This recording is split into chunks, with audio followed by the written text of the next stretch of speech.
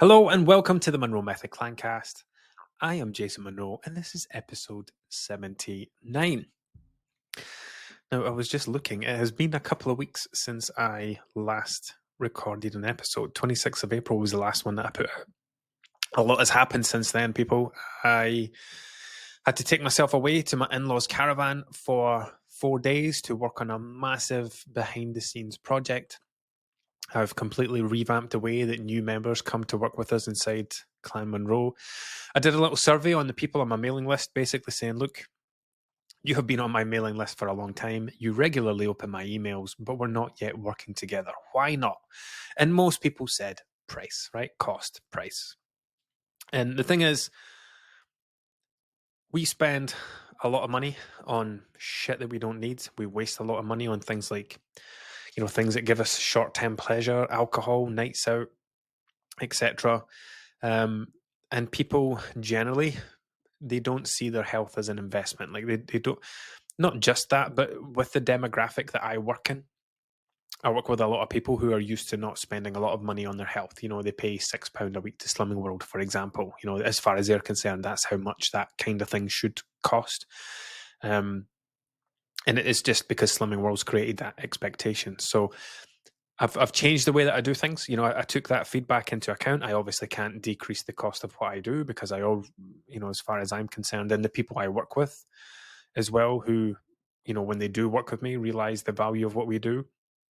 I can't charge less for what we do because it's not worth less. It's worth more, if anything. So what I did do was make things more accessible. So no longer does anyone have to join the Munro Method and go straight into a monthly subscription. Everyone who comes into the Munro Method will now start on a 15-day trial for just £15. That's it. No catch, no nothing, no sneakiness, no contracts, no automatic payments. You come in, you pay £15, you do your 15-day trial. At the end of the 15 days, you will have a decision to make.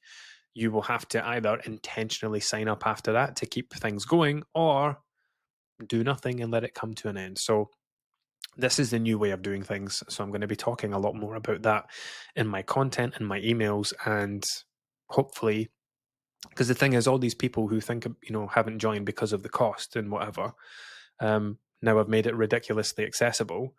Many of those people will come in, realize that it's worth the cost that they didn't like the look of initially, and they will continue. So it's just, when you operate a business, it's just about continually reviewing and assessing and improving and just breaking down those barriers. And, how can you make it easy as possible for this person to access these services, because it has the potential to change their lives. Anyway, never mind that. So today I'm going to talk about something. A friend of mine, just so you know, like I'm recording this on video now. There's my friend there. I'll tell you why he's there behind me, and I'll explain to those who are listening on audio. But if for maybe the last 5 or 6 episodes, I've got a new way of doing this. I record it on camera. I then extract the audio. The audio gets uploaded as a audio podcast to wherever you're listening to it. And the video goes on to YouTube. So if you ever fancy watching the video version of these, if you are the type of person that spends time on YouTube, you can find it on YouTube, just the exact same, Munro Method Clancast. Go find me, subscribe to me. You'll get notifications when I put the episodes go out at the exact same time on both platforms, just to give people an alternative option. And it's a nothing exercise for me. Like it's no additional work at my end. Whether I'm just recording myself talking or I'm recording myself filming, all I'm doing is extracting the audio. So it makes no difference at my end. So it's a no-brainer thing to start doing this on video and put it to YouTube as well. So anyway, back to the point. A good friend of mine, Sam McKenzie, he has a business called Science to Health. He is a performance nutritionist. So he works with a lot of professional boxers, MMA fighters. He worked with the Olympic wrestling team. He's a big deal, basically. Don't tell him I said that, though. I've known him for 6 years. I met him at a conference in Dublin. He came up to me saying, "Oh, you're that guy off Instagram." And then it just kind of went on from there. We formed a friendship. I'm going down to Leeds next weekend, actually, to watch one of his boxers, Jack Catterall, fight Josh Taylor again. Hopefully he gets the decision this time after it being stolen from him last time when they fought in Glasgow. So yeah, he has set up his own group coaching program, completely different to what I do. And he asked me to go in and do a talk for his members. Now, this talk was in the style of a podcast. I might upload it as a podcast episode, actually. It wasn't in the style of a podcast. I mean, it was. It was in the style of an interview, right? We were both on camera. He was asking questions. I was answering. But I wrote some things down. So he sent me the video back because I was like, I'm saying a lot of stuff here that could be very good content later on. So today, we're going to talk about your relationship with food, which we have done many times in the past, but we're going to talk about it from a different perspective, a different angle, because that's mostly what my job is, right? It's explaining the same things over and over again, but doing so from multiple different directions, because different people will click with things when they're explained in different ways. So you hear people talking about relationship with food all the time, right? What is a relationship with food? It's the same as a relationship with anybody. You know, you have a relationship with a friend, with a partner, with your kids, with your body, with your bosses, with your work. A relationship with food is, how do you get on with something? How do you get on with food? Are you able to enjoy it? Do you abuse it? Do you punish yourself with it? Like what kind of relationship do you have with the foods that you eat? So I was talking to Sam, and we were talking, I kind of started talking about, like, when you are born with no preconceptions about anything, right? And even as you get older, 2, 3, 4, 5 years old, you do not think of food as good and bad. You do not think of food as healthy and unhealthy. All you know is that plates of food get put down in front of you and you eat them. Some of them taste awesome, some of them don't. There's no emotion attached to it. There's no habits or behaviors or mindset or anything attached to it. You do not react emotionally. You know, you don't feel bad because you've eaten something. You don't beat yourself up because you've eaten something. Like, you don't have any of that. You have complete and utter food innocence as a child. Our relationship with food is something that's taught to us. It's given to us by parents, grandparents, the media, people that we spend time with, friends, family, people that we work with, comments that people make. And over time, like, some of us are affected by that and some of us aren't. So imagine right at the very beginning, nothing's good, nothing's bad, nothing's healthy, nothing's unhealthy. You just eat things. They taste great, you enjoy them, and that's fine. Food is not at the forefront of your mind. It's not this kind of constant nagging thing. It just is. And then something happens. You know, maybe a parent, maybe you hear a parent, like I did, you know, talking about food in a negative way. Oh, I've eaten so much shit this weekend. I've eaten so much crap. I've eaten so much junk. I've eaten so much rubbish. I'm such a pig. And you pick up on that. And then you hear someone say something, you know, or even a parent says it to you. All you've done today is eat shite. Go eat some of this, go eat some of that. That's parents starting to give you their relationship with food. And this is where your relationship with food comes from. You start to learn it. You start to adopt it. Sorry, for those watching this, I didn't finish telling you this story about my Alexa. So for the last 6 years, I have been taking screenshots of pictures of Sam and photoshopping them. So there was a period when he had a baby where that was a lot of photoshopping Sam's head onto the baby's head onto Sam, swapping Sam's head and his wife, making his head really big. And I've got 6 years worth of edited pictures.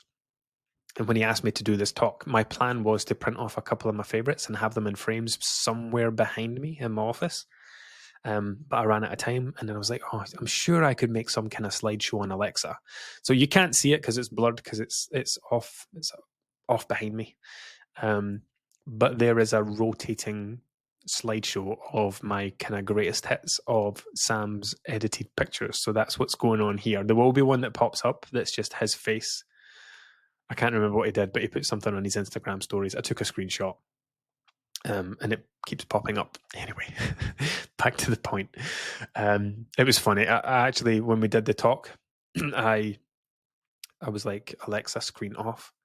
And I put the screen off. And then when he was asking me a question, I muted my mic and kind of covered my mouth and just went, Alexa, screen on. And then mid-conversation, a big picture of his face just popped up. And the two of us were trying to be professional. I had to switch it off again because it was very distracting. Anyway, back to the point. So your relationship with food is given to you. It's taught to you. You do not create it by yourself. It comes to you from other people, from outside influences. That's the picture I'm talking about. It comes to you from outside influences. Like you can't just invent it yourself. You have to hear it from somewhere. You don't just wake up one day with absolutely no outside influence, pick up a bar of chocolate and say, this is bad. It comes from elsewhere. It's taught to you. It can be taught to you at school. When my son was in primary one, he came home proud as punch one day because he understands what I do. He knows who I help. He understands, we've had a good talk about it. He understands what weight is. He understands how nutrition plays a part in our weight and all those things. And he came home from school one day, proud as punch, to tell me about what he was doing today.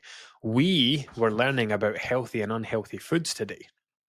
And my heart just sank because it was a conversation I was hoping not to have with him until he was a little bit older. But here he is in primary one. They did this exercise where the teacher had two baskets at the front of the class. One was healthy, one was unhealthy. And then she had all this plastic food, right?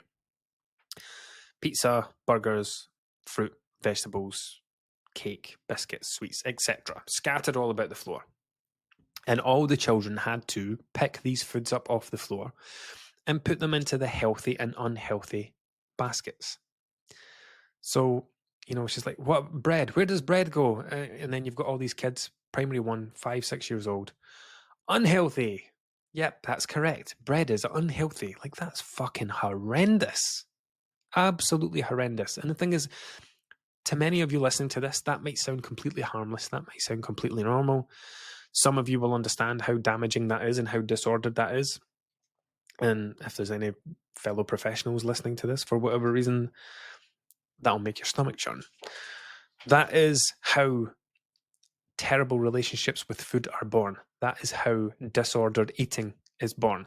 If you are at that young, impressionable age and you are being taught, and I'll tell you the worst of it in a second, and you are being taught that at a young age, you are being set down a terrible path, not just with the foods that you eat, the way that you balance your diet, but also what do these things influence? They influence your health, they influence your weight, not just your physical, your health, but your mental health. I mean, how many of you listening to this right now, how much of your mental capacity does food and eating and thinking about food, preoccupation around food influence you on a daily basis? So, imagine that in a classroom in primary one. Where does this go? Unhealthy. That's right. Chocolate is unhealthy and it's horrendous. You're teaching children black and white thinking. You're teaching them dichotomous thinking in primary one. That's the first year of primary school. For anyone who is not in Scotland that doesn't do primary schools, what do you do? Preschool, nurseries, preschool, primary school. Do you call it primary school? I don't know. P1, first year of school. And this is the worst part, right? This is where it gets really bad. All of the foods that they were putting in the unhealthy basket is stuff that they get at school. Pizza, unhealthy. What's for lunch today on the menu? Oh, it's pizza. Burgers, unhealthy. What's for lunch today? It's burgers. Ice cream, unhealthy. What do we get after our main meal today? Oh, it's ice cream. How fucking confusing is that? Wait a minute. I can't eat that pizza because that's unhealthy. We were just in the class putting those foods in baskets. Why are we eating this? This is unhealthy, guys. We are unhealthy. That's awful. And this is where our relationship with food comes from. Because before that, my son was completely innocent to that stuff. He did not know about healthy or unhealthy. I mean, he probably knew what healthy meant at the ages of 3 and 4, right? But they don't really care too much about it until, you start going into structured education and getting taught this stuff. But He at one point he was completely innocent. Now he's lucky because he has me, and I will do my damnedest to protect his relationship with food. So we've already had these conversations. The two of them understand that all foods are healthy. All foods are healthy. All foods have their place in your diet. Chocolate, the ice creams, the pizzas, the burgers, all of them have a place in your diet. If you ate nothing, and I've explained to them, like, ice cream can be part of a healthy, balanced diet. If you ate ice cream for breakfast, lunch, and dinner, that would not be healthy because your body wouldn't be getting the things that it needs because ice cream doesn't contain all the things that your body needs. And that's the angle that I come at it from with the kids. So they will be fine. I know they will because I will make sure of it. But other people aren't so lucky. Other people don't have nutritionists as parents. Many people have yo-yo dieters as parents. Yo-yo dieters whose education around nutrition has come from Slimming World, who think of things as sins that are bad for you and healthy extras that are good for you and free foods that you can eat as much as you want. Fill your boots. Doesn't matter how full you are. Go for it. Smash it. That's the level of education that many parents are passing on to their children. And this is why Slimming World and Weight Watchers and everything in between will have a never-ending stream. Like for Slimming World and Weight Watchers, they will continue for decades to come because there's never going to be a shortage of customers. That's what I'm trying to say, right? The customer shortage will never be an issue when it comes to weight loss because everybody is getting so fucked up by the outside world, by all these influences, that people will always have weight problems. Always. So the customers aren't the issue. Slimming World and Weight Watchers' biggest issue is marketing. Like the customers are there. They just need to convince them to come in, and they'll continue forever, and they will continue to ruin people forever. And the more parents that they ruin, indirectly, the more kids that they're ruining. And because the kids saw the parents go to Slimming World and Weight Watchers, when they come of age and they decide that they've got weight that they want to lose, well, my mum used to go do this thing, so I'm going to go do that as well. And so the cycle continues and never, ever ends. So, coming back to the purpose of this today. In this talk that I was doing for Sam, this is what I started talking about when I said, you're not born with a relationship with food. It's taught to you, it's given to you. What we want, and the more years that go by, the more time that goes by, the more diets that you put yourself through, the more people that you listen to, the more things that you hear, the more fear mongering that they do in the media. For example, like go back 10, 20 years, people who were just starting to diet would start cutting fat out their diet, would start cutting sugar out their diet, because those were the things that were getting the blame back then. For people who are just starting to diet today, what's it all about today?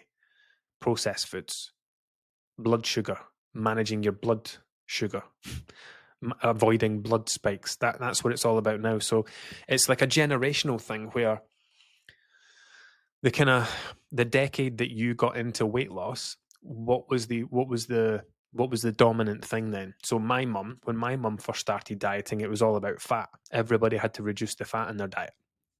So her kind of go-to approach for a long time was, when I go into diet mode, it means going super low fat, rye vita and tuna and boiled fish, the Weight Watchers boiled fish in a bag with smash. And, it was always cancelling fat from your diet.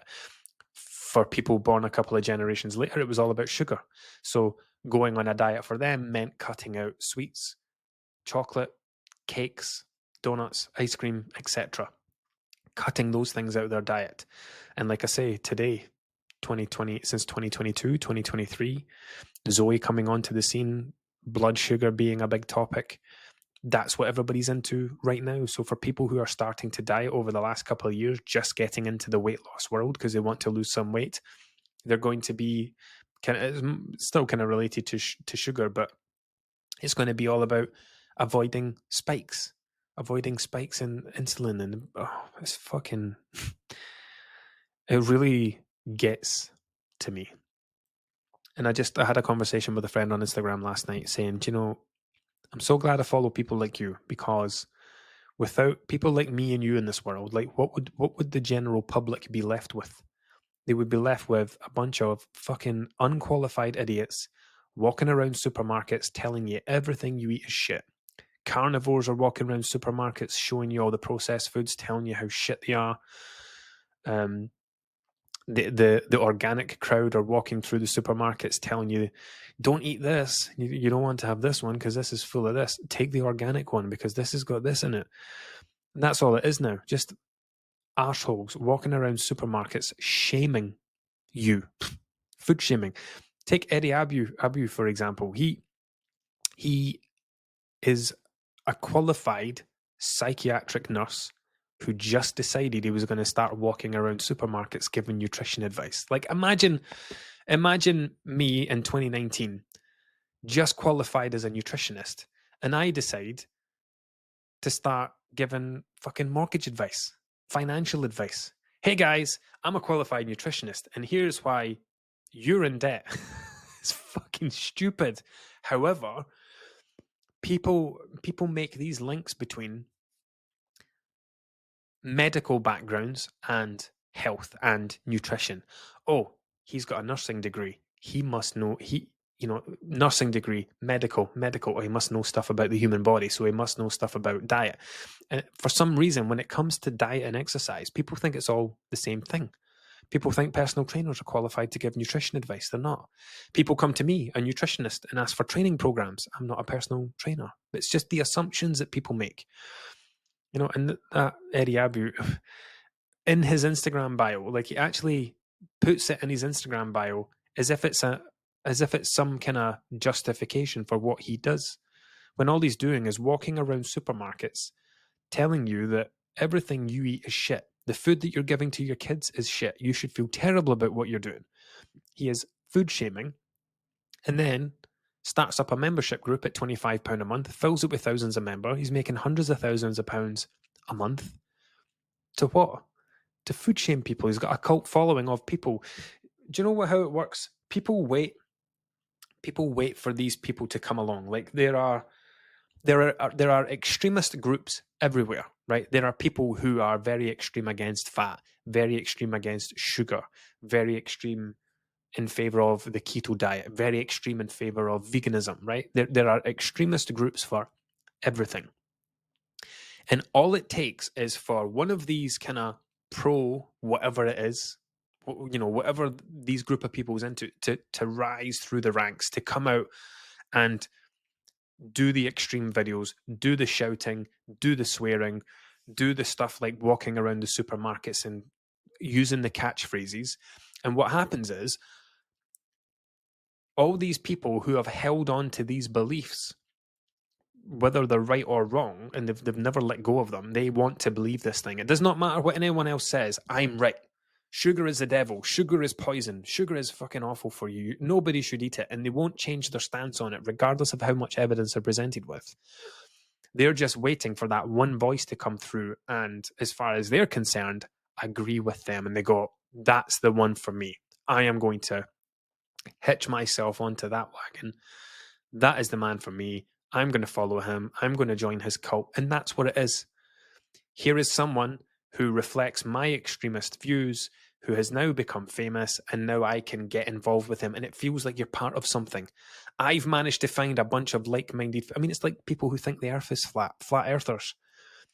They group together because it does not matter how much evidence you present them with. You could take them up to space and show them the planet. It would not matter. They would not change their minds on it. It doesn't matter what you present them with. So instead of looking for the truth, of looking for answers, of trying to do research and find like a balanced approach, they instead look for people who think like them. I'm not going to change my views no matter how much evidence you present me with, so I'm just going to find people who have the same views as me. It's fucking stupid. But there are many stupid people in the world. And so this guy comes up through the ranks, gets the 1 million and odd followers, starts collaborating with celebrities. Money continues to make money. And those are the guys who end up doing the best. But anyway, and yeah, the point there was like the guy. That's someone who is out there ruining people's relationship with food because here, you've now decided that you're going to listen to this person, and the thing is, like, maybe you saw one video and he was talking about cereal, and you went, cereal's awful. I already know that. I know that piece of information. And here's a guy talking about it. Oh, he's a qualified nurse. He's been to uni. He's got qualifications. He must know what he's talking about. But then you follow him, you start agreeing with him, and you've already decided that you're going to join this cult. And then he talks about bread, and you go, shit, I eat that bread. I agreed with the cereal thing because that's a belief I already had. But now he's attacking bread. Fuck, now I need to start thinking about bread.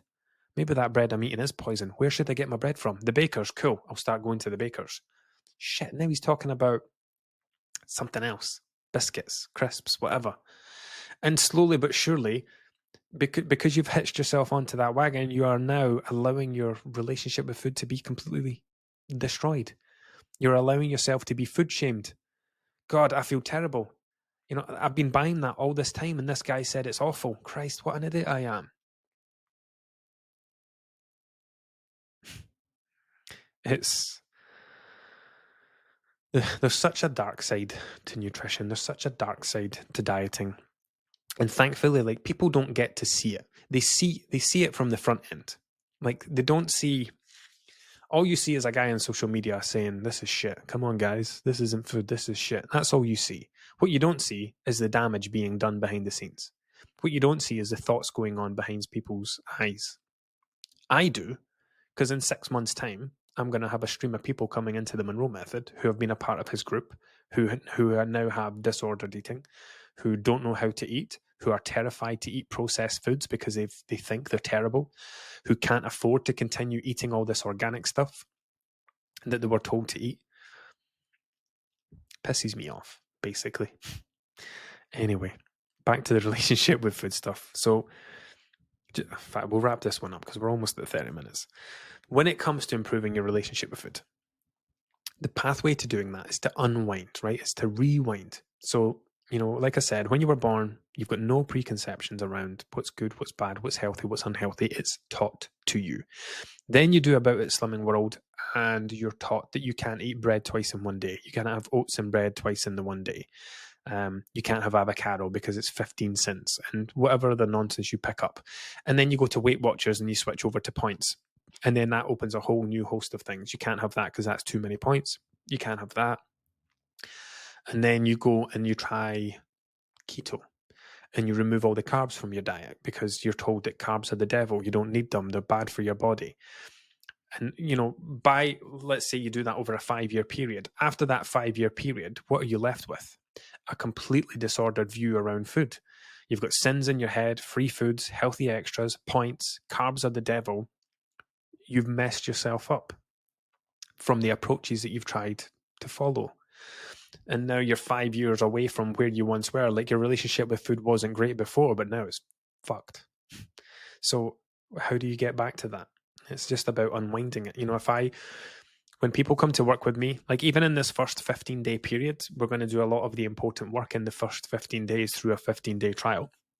So once we get to day 7, we'll do like a mini check-in. We'll find out about you and your diet history, and we'll start to shape what your time with us is going to be like. What do I need to work on with this person? What do they need the most help with? And I'll ask people to list their diet history because it gives me an indication of the thoughts that person is going to have, the type of relationship with food that person is going to have. If someone's only attempt at dieting has been at Slimming World, that's awesome because I know all the general things that we need to work on. When someone says they've done Slimming World, Weight Watchers, Herbalife, Cambridge Weight Plan, they've tried intermittent fasting, they've tried the Zoe diet, they've tried keto, that's when things are just getting completely out of hand. And rather than trying to tackle everything all at once and help someone improve the relationship with food all at once, you basically, during the time that you're checking in with them, you analyze their language. You look at what they're saying. You look at the way that they're answering questions. You look at their dietary balance. You can often tell a lot by someone's diet, because when someone is trying to lose weight, they generally have like a go-to way of doing that. So like I said with my mum's old go-to way was to start to remove fat from our diet, to go super low fat. And I can see that when someone's tracking calories, because I'll look at their nutrition page. It's like, right, you're in a calorie deficit, your fat's very high and your carbs are very low. So that tells me that person's got experience with going low carb, whether that's keto or just trying to go low carb in general. Or the opposite end of the scale, you'll have someone whose fat goes very, very low because they go through the low fat approach. So, it's very complex. People think that what I do is just calorie counting. It is so much more than that. We're always analyzing people, looking at their nutrition, looking at the things that they say, and we're trying to help them turn back the clock, unwind all the shit that they've learned, all the crap they've been told, all the nonsense they've picked up. And at each check-in that we do every fortnight, it's like, what's the biggest bang for buck move for this person right now? And we work on that. And that's how we fix these things. That's how we improve these things. That's how you get to a point where you can lose weight and keep it off for life. Not by trying to get to a number on a scale, not by trying to tackle all of your habits at once, but by picking that one thing and saying, right, we're going to work on this until your thoughts around that have improved, until you realize that sugar isn't the devil, that carbs aren't the devil, that processed food isn't going to kill you. We're going to fix that thing. Once you're in a good place with that, we're going to find the next thing that we need to work on. I did a talk. I did a live chat recently inside the Clan Munro community, and it was about finding your bottlenecks. And I used the example that I used to work in a factory making slabs in monoblock, Marshalls and Falkirk.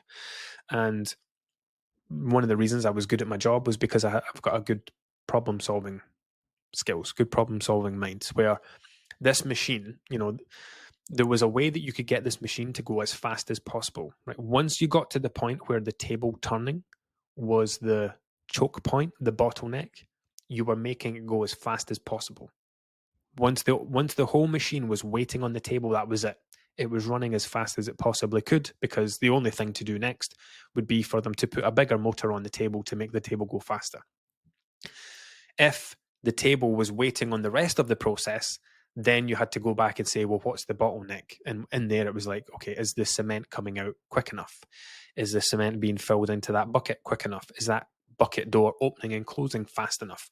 What's the thing that's slowing the process down? What's the bottleneck here? Because we all have explosive progress inside of us. We could all be losing weight consistently 1 to 2 pounds a week, every single week, but there's always something slowing that down. We have so much potential inside of us to do things, but there's always a thing that holds that potential back.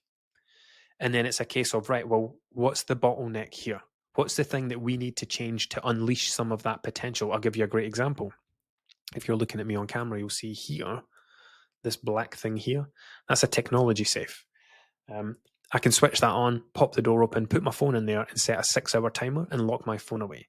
So for example, like if I have a big project to work on, I can say, right, what's slowing me down here? I'm looking at my phone every 5 minutes. I'm swiping the screen. I'm being distracted by notifications, right? How do you fix that? You could switch your phone off, but you can always just switch your phone back on again.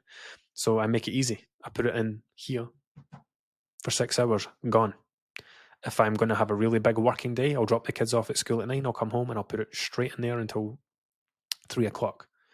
And I will focus entirely on work.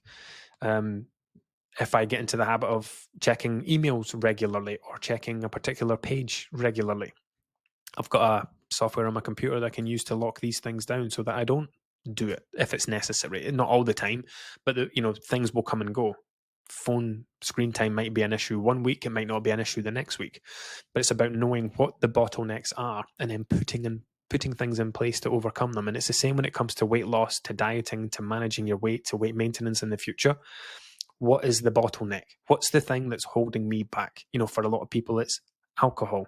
For a lot of people, it's the weekends. For a lot of people, it's emotional eating. So what's the thing? What's the biggest thing having an impact on me right now that's stopping me from moving forward? And it's the same with your relationship with food. Like, I want to have a great relationship with food, but I can't eat vegetables because I listen to this fucking idiot called Ashley Binns from Australia, who told you to worry about the sugar in your carrots, the sugar in your lettuce. I don't even know if she's still a thing anymore, but she used to scaremonger around the sugar in vegetables. Can you fucking imagine that? How hard is it to get people to eat vegetables? Maybe you don't know. I know how hard it is to get people to eat vegetables. The last thing we need in the world is people getting influence arseholes with no nutrition qualifications, getting people riled up about things they shouldn't be riled up about. Yes, lettuce has sugar in it. So what? It's irrelevant. It also has fiber in it. It's not killing you. It's not people are not obese because of the sugar in the lettuce, the sugar in their carrots. Anyway, let's not go down that route today. So yeah, somebody wants to eat better. They want to live a healthy life. They want to improve their diet, but they've got an idiot on social media scaring them about something. So it's like, right, you need more education around this. Let me explain this to you, right? You do not need to worry about the sugar in your vegetables. Here's why. Awesome. Thank you, Jason. I feel much better after that. Cool. Let's chat again in 2 weeks and see where we're at. I'm eating more vegetables. Amazing. Great. But I'm kind of worried about sugar. There's quite a lot of sugar in fruit. Vegetables, I've got myself to a good place with that now. What about fruit? Again, you don't need to worry about it. Here's why. Awesome. And that's how we do it. We keep going. And then the next 2 weeks, vegetables, great. Fruit, great. My fiber intake's brilliant. I'm a little bit worried about protein because there's this guy saying you can only process so much protein. So, I don't want to end up like a bodybuilder. Cool. Let's do some education around that and help you overcome the protein thing. This is how you improve your relationship with food, right? This is how you turn back the clock.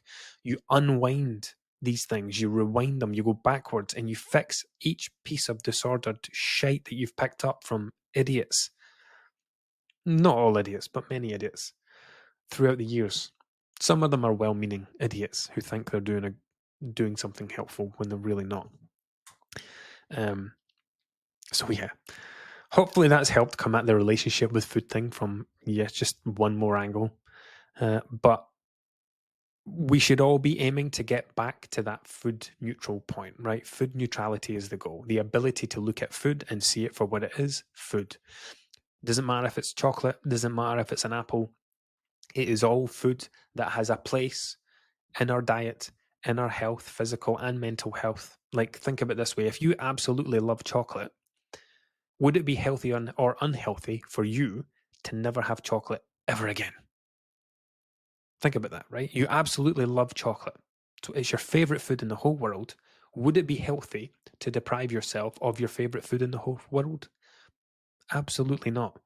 Would it be healthy to eat nothing but chocolate? Absolutely not. So it's about improving the way that you think about it and how you manage that in your diet so that you can enjoy a couple of squares of chocolate every single night of the week if you want to. And then it has a positive influence on your health, on your weight, instead of a negative influence because you have a couple of squares, feel bad about it because you think you've done something bad, then eat the whole bar and you do that every night. Anyway, if you're listening to these and you are not a member, it's time to come and join. It's time to come and have a trial. It's time to come and have your first 15 days. I will put a link in the description actually to take you straight to the page. I've rebuilt my website over the last couple of days. I'm still rebuilding it. But the important one's there. Come and have a trial, risk-free, no obligation to do anything. All I want is for people to come in, see the power and the value of what we do, because I know when I've done trials in the past, I've done it over a very short period. Like, I'm opening a trial for 3 days. You're all going to join. You're all going to start at the same time. 40 or 50 people come in. 30 to 40 of them stay. 70 to 80% of people stay on.